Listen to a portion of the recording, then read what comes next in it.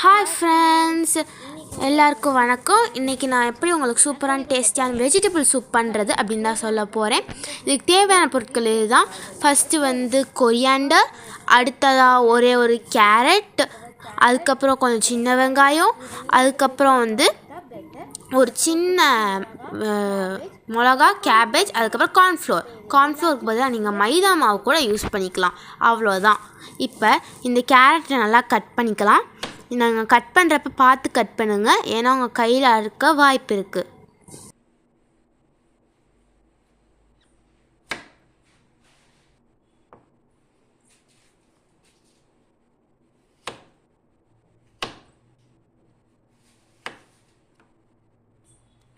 இப்படி பொடி பொடியாக வெட்டினதுக்கப்புறம் அடுத்ததாக இந்த இதையும் வெட்டிக்கலாம்.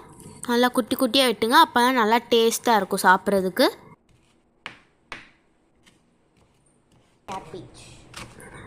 இந்த கேபேஜ் எல்லாத்து மாதிரியும் ரொம்ப பொடி பொடியாக கட் பண்ண வேணாம், அப்போ தான் சாப்பிட்றதுக்கு ஒரு க்ரன்ச்சியாக நல்லாயிருக்கும்.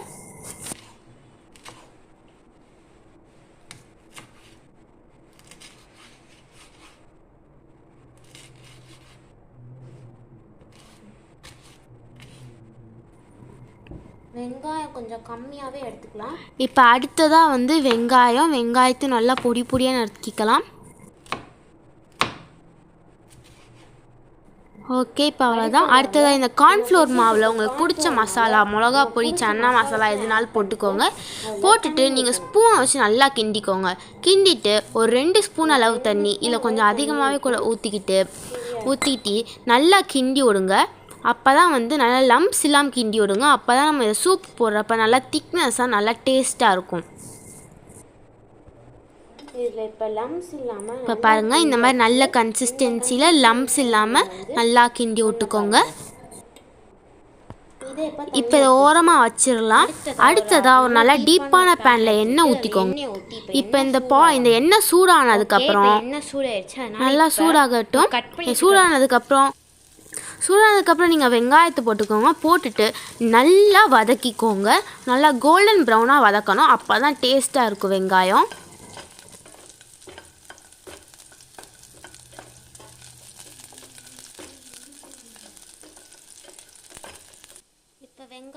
இப்போ பாருங்கள், நல்லா வெங்காயம் வதங்கிருச்சு. இப்போ இதில் தண்ணி போட்டுட்டு தேவையான அளவு உப்பு போட்டுக்கோங்க. உப்புக்கு அப்புறம் நீங்கள் வெஜிடபிள்ஸ் கட் பண்ணி வச்சுருக்கீங்களா, அது எல்லாத்தையும் உள்ளே கொட்டிக்கோங்க. இப்போ அவ்வளோதான், கொட்டியாச்சு.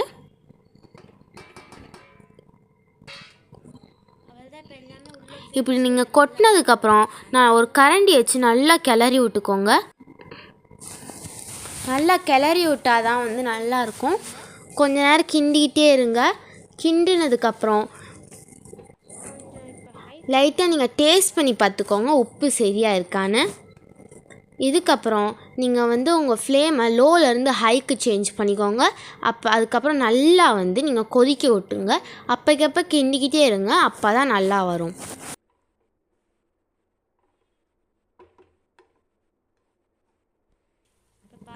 இப்போ பாருங்கள், நல்லா கொதிச்சிருச்சு.